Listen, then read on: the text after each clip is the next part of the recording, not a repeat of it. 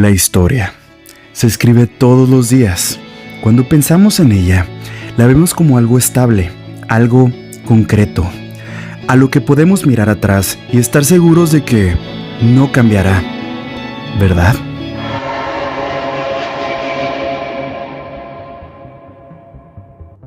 Estos últimos años han surgido cientos de personas que colectivamente notan cambios, alteraciones en la historia y la cultura del ser humano.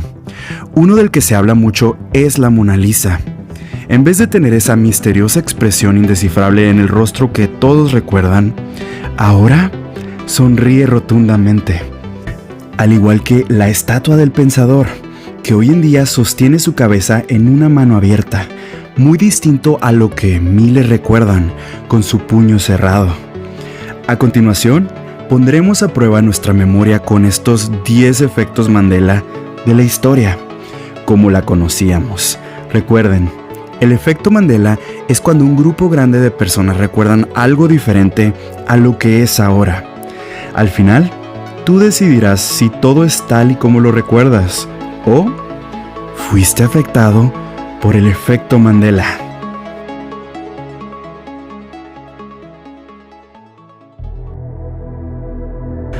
Cuenta la mitología griega que Zeus quiso castigar a la humanidad después de que Prometeo robara el fuego de los dioses para entregárselo a los humanos. Como parte del castigo, creó a Pandora, la primera mujer, y le entregó un misterioso recipiente que no debía abrir. Pero la curiosidad pudo más. Pandora lo abrió, y de su interior escaparon todos los males que conocemos: la enfermedad, el sufrimiento, la tristeza y muchas otras desgracias. Cuando intentó cerrarlo, solo quedó algo adentro: la esperanza. Pero aquí viene el efecto Mandela. Miles recuerdan este peculiar objeto como la famosa caja de Pandora. ¿Qué tal si te dijera que esto jamás fue una caja? En realidad, en la historia original de Hesíodo, escrita hace unos 2700 años, Pandora nunca recibió una caja, sino una enorme jarra de barro o una vasija. Entonces, ¿por qué miles conocemos y recordamos la famosa historia y la frase de la caja de Pandora?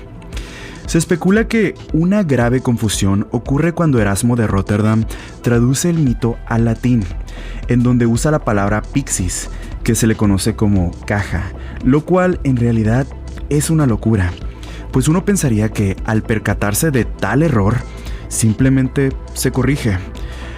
Hoy en día existen foros enteros dedicados a este extraño suceso. Algunas personas asegurando cómo ellos serían expertos en la mitología griega y jamás habían escuchado de este error garrafal, o que la caja en realidad fuera una jarra, hasta ahora. ¿Y tú? ¿Habías escuchado de la jarra de Pandora? Egipto tiene una de las culturas más famosas de toda la historia.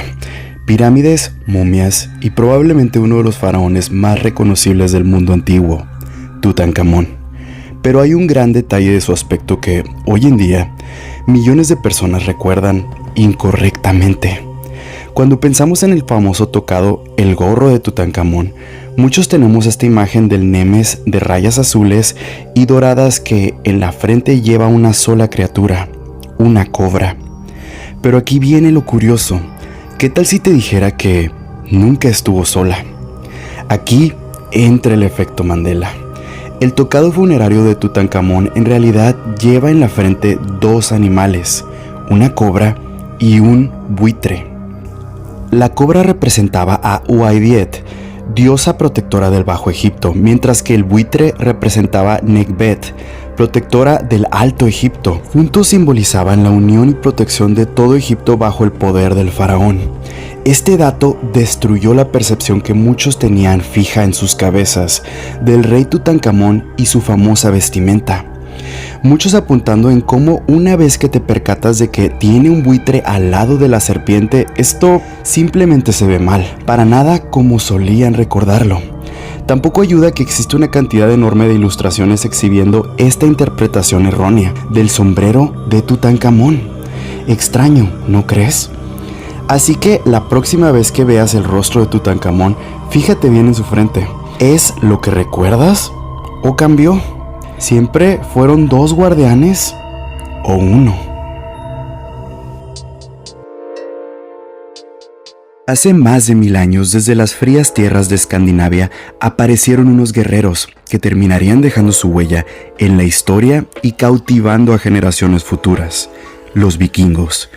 Pero hay algo curioso, porque cuando escuchamos la palabra vikingo, nuestra mente construye inmediatamente una imagen: un hombre fornido, guerrero enorme, con barba, un hacha en mano, atuendo de piel y su característico casco con 2 enormes cuernos, ¿verdad?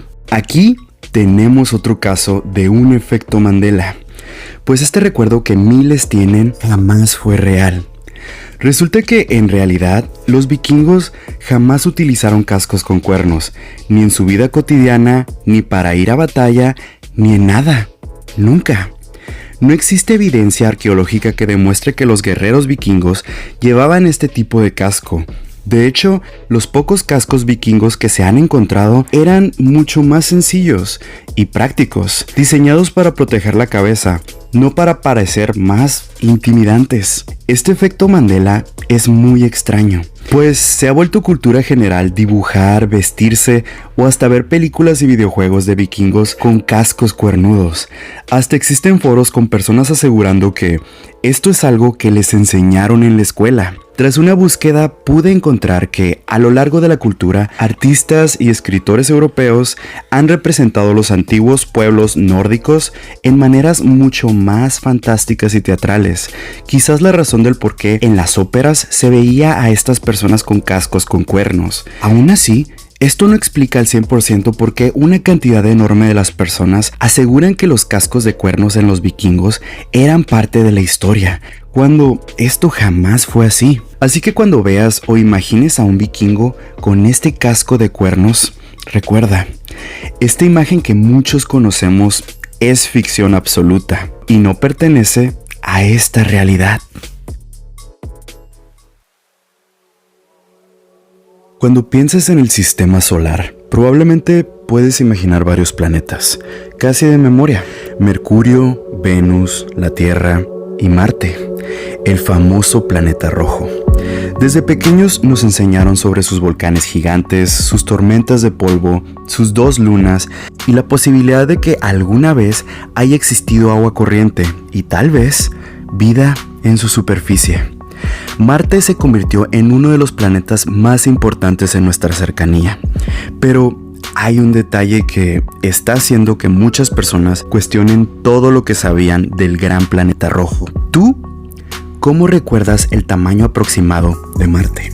Para algunas personas, la respuesta parece ser completamente diferente a lo que muestran los libros y las imágenes actuales. En internet existen personas que aseguran recordar a Marte como un planeta igual de grande o incluso más grande que la Tierra. Este es el efecto Mandela, pues vaya sorpresa que se llevan al enterarse de que Marte es casi la mitad del tamaño de la Tierra. Algunos dicen recordar diagramas escolares donde el planeta rojo parecía enorme. Otros incluso cuentan que descubrir que Marte es mucho más pequeño que la Tierra les produjo una sensación inmediata de ¿espera, qué? Y lo curioso es que este efecto Mandela aparece repetitivamente en diferentes comunidades de internet. Pero aquí está la realidad que conocemos. Marte es muchísimo más pequeño que la Tierra. Marte tiene apenas un poco más de la mitad del diámetro terrestre y alrededor de 1/10 parte de su masa. Aunque Marte es mucho más pequeño, su superficie es sorprendentemente grande. Marte tiene aproximadamente la misma superficie que todas las tierras secas en la Tierra combinadas. Tal vez eso pudiera distorsionar la percepción de su tamaño. El Grande Rojo, como muchos aseguran haberlo llamado así toda su vida, solo para enterarse que ahora es el Pequeño Rojo. Entonces, ¿de dónde podría haber venido este efecto Mandela? Otra posible explicación es que durante años hemos visto diagramas del sistema solar que no están hechos a la escala o imágenes de Marte tomadas desde diferentes perspectivas. Pero, ¿qué tal si no? Aquí es donde prefiero dejar la pregunta abierta. Hoy, teniendo una enciclopedia en nuestras manos, el Internet, es fácil vivir teniendo los datos correctos de esta información. La ciencia nos dice claramente el tamaño de Marte. Lo interesante es el por qué tantas personas aseguran recordar algo distinto y todas concuerdan con lo mismo. Pregúntale a tu amigo o familiar qué es más grande, Marte o la Tierra, y ve lo que te contestan. ¿Y tú? ¿Cómo recuerdas al gran planeta rojo? Quiero que veas esta imagen y me digas cómo se llama la famosa estructura. Si dijiste la Gran Muralla China, no estás solo. Un gran debate en foros de internet ha surgido recientemente, pues muchas personas aseguran que esta muralla que ves en pantalla no era parte de la realidad como la conocemos. Se le conoce como la Gran Muralla de India. Se ubica en Rajasthan, India, y fue construida durante el siglo XV para proteger el fuerte de Kumbhalgarh. Indagando un poco acerca de esta enorme estructura, la Gran Muralla China sería aproximadamente 580 veces más larga. Pero eso no significa que esta fortaleza deje de ser impresionante. Lo interesante es que una gran mayoría de personas aseguran que esto sería una actualización, ya que ellos aseguran conocer de historia y esta muralla india no era conocida hasta ahora. ¿Tú recuerdas haber escuchado alguna vez de la Gran Muralla de India? Durante generaciones hemos escuchado historias sobre el Monte Everest, expediciones que desafían temperaturas extremas, gente que arriesga su vida, todo para llegar al punto más alto de la Tierra. Es una realidad que parece imposible de cuestionar. El Everest es la montaña más alta del mundo. Pero, ¿y si te dijera que no exactamente? Porque aquí es donde la historia se pone extraña. Y esta idea de que el Everest es lo más alto se comienza a desmoronar. Si medimos las montañas desde el nivel del mar, el Everest gana. Su cima alcanza aproximadamente 8.848 metros, convirtiéndolo en el punto más alto de la Tierra sobre el nivel del mar. Pero ahora viajemos hasta Ecuador, porque ahí se encuentra el monte Chimborazo. Su cima está a unos 6.268 metros sobre el nivel del mar. Así que parece que ni siquiera hay competencia con el Everest, hasta que recordamos algo muy importante. La Tierra no es perfectamente redonda. La Tierra es un poquito más ancha en el centro, como si estuviera ligeramente inflada por el ecuador. Y el Chimborazo está justo cerca de esa zona. Por eso, aunque el Everest esté más alto, cuando lo medimos desde el nivel del mar, la cima del Chimborazo está más lejos del centro de la Tierra. De hecho, es el punto de la superficie terrestre más alejado del centro de nuestro planeta. Y por eso es el punto de la Tierra más cercano al espacio. Pero espera, porque todavía hay otra montaña que complica todavía más esta realidad que muchos aseguraban. En Hawái se encuentra Mauna Kea, un volcán cuya mayor parte está escondida bajo el océano. Si medimos desde su verdadera base, en el fondo del Pacífico, hasta su cima, alcanza más de 10.000 metros. Eso significa que desde su base hasta la cima, Mauna Kea es más alta que el Everest. Esto le voló la cabeza a muchos que estaban casados con la idea de que el Everest era el mandamás en cuanto a altura, incendiando los foros del efecto Mandela con este recuerdo que hoy en día es muy cuestionable. Entonces, ¿cuál es realmente la montaña más alta? Pues todo depende de dónde la midas. Si es por debajo del mar, desde el nivel del mar o desde el ecuador. Así que cuando alguien te diga el Everest es la montaña más alta del mundo, no está exactamente equivocado, pero hoy en día tampoco estaría en lo correcto. ¿Y tú cómo recuerdas esto? ¿El Everest siempre fue el mandamás? ¿O ya conocías estos otros datos que alteran la realidad como la conocemos? Dos jóvenes pertenecientes a familias enemigas se conocen. Se enamoran casi instantáneamente y a pesar del odio que existe entre los Montesco y los Capuleto, deciden estar juntos. Romeo se infiltra en los alrededores de la casa de Julieta después de una fiesta. La noche cae y entonces llega ese momento que todos conocemos. Romeo levanta la mirada y ve a Julieta en su balcón. «Oh Romeo, Romeo, ¿dónde estás que no te veo?». Romeo la escucha desde abajo y los dos intercambian algunas de las palabras de amor más famosas de la literatura. Pero detén la historia ahí, porque hay un pequeño problema: el efecto Mandela. Pues resulta que ese balcón nunca existió en la obra de Shakespeare. La escena que todos llamamos como la escena del balcón sí existe, pero el balcón como tal, no. En el texto original de Romeo y Julieta, Shakespeare sitúa a Romeo en un huerto o jardín, mientras Julieta aparece en una ventana. Sí, escuchaste bien, una ventana. Incluso las indicaciones de la escena del texto original hacen referencia a una ventana, no a un balcón. En el acto 2, escena 2, Romeo contempla a Julieta desde el huerto y ella aparece en su ventana. Después de hablar sobre su amor, acuerdan casarse. La historia continúa normalmente. En ningún momento Shakespeare introduce ese famoso balcón. Entonces, ¿cómo miles terminamos imaginando a Julieta sobre un balcón? Hoy en día, al cerrar los ojos, visualizamos perfectamente a Romeo abajo, mirando hacia arriba, mientras Julieta aparece sobre un hermoso balcón iluminado por la luna.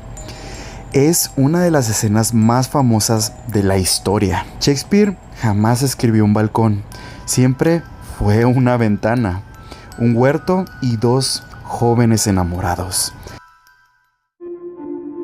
Durante siglos, los jeroglíficos egipcios fueron uno de los grandes misterios del mundo. Podíamos mirar las paredes de los templos y las tumbas llenas de símbolos, pero nadie sabía realmente cómo leerlos.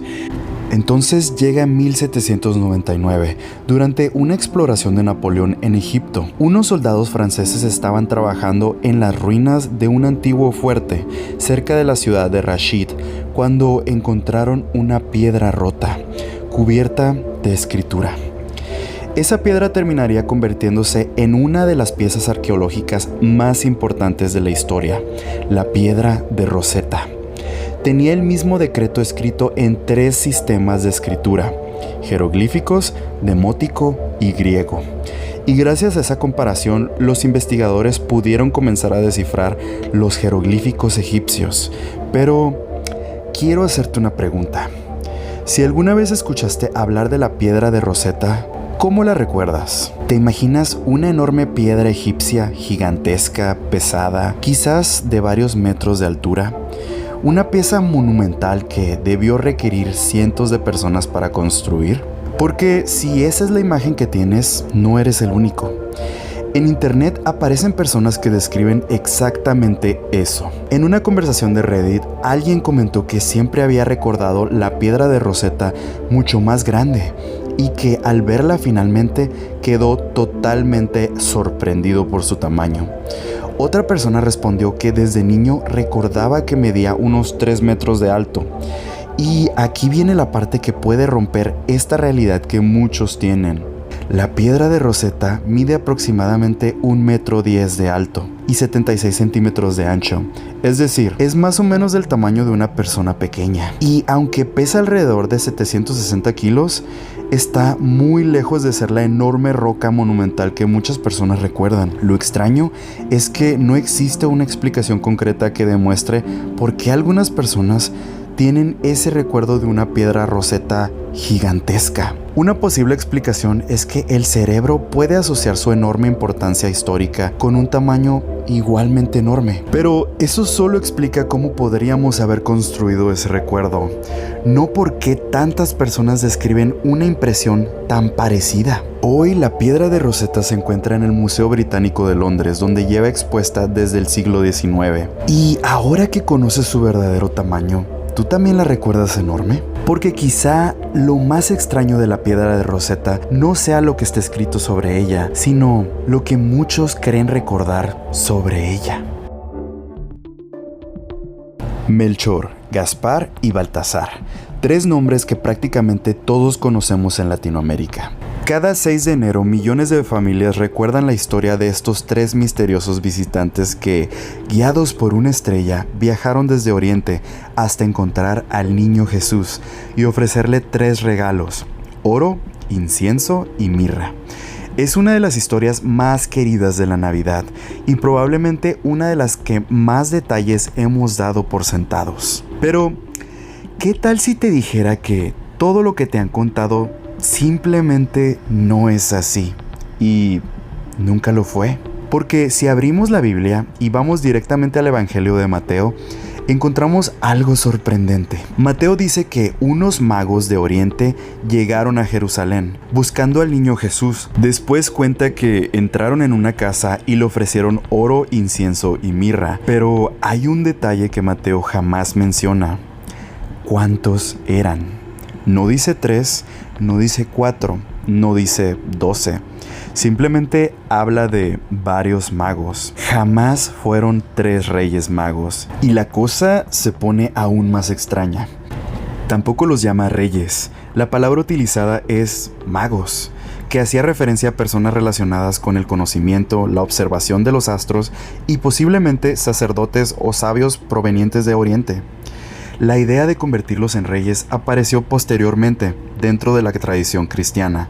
Entonces, ¿de dónde salieron los 3? Creyentes en el efecto Mandela dirán que esto fue un cambio en la realidad, pues siempre fueron 3 en su línea de tiempo. Pero no creyentes argumentarán que este número viene probablemente de los 3 regalos. Como Mateo menciona oro, incienso y mirra, con el tiempo se podría asociar cada regalo con un visitante diferente. La tradición occidental comienza a establecer la idea de que eran 3 para el siglo VI, y posteriormente aparecieron los nombres que hoy conocemos: Melchor, Gaspar y Baltasar. Pero aquí se pone todavía más interesante. Hoy en día ni siquiera todas las tradiciones coinciden con que fueron 3. Algunas tradiciones cristianas orientales llegaron a hablar de 12 magos, mientras que representaciones antiguas muestran números diferentes. Es decir, el número 3 no proviene del relato bíblico original, pero hoy resulta extraño imaginar la historia de otra manera. Lo curioso es que muchas personas se sorprenden muchísimo cuando descubren este hecho, pues millones crecieron escuchando que eran 3 reyes magos, cuando la Biblia nunca dijo que fueran 3, ni siquiera que fueran reyes. ¿Acaso fue un cambio en la realidad? ¿La historia que aparece en la Biblia se reescribió? ¿O simplemente es un resultado de una historia que la tradición construyó durante siglos? ¿Y tú cuántos reyes magos recuerdas que eran cuando eras niño? Existen pinturas que reconocemos aunque jamás hayamos estudiado arte. Una de estas, El Grito, de Edvard Munch. Una figura con el rostro deformado por la angustia, con las manos sobre la cabeza y un cielo que parece retorcerse junto con ella. Pintada originalmente en 1893, la obra terminó convirtiéndose en uno de los símbolos más famosos de la ansiedad, el miedo y la angustia humana. Pero ahora quiero que hagas algo. Mira la pintura que tienes en la pantalla. Mira con cuidado. ¿Ves algo que no parece encajar? Fíjate en el brazo derecho de la figura, porque ahí hay un pequeño detalle que ha dejado a muchas personas completamente desconcertadas: un brazalete.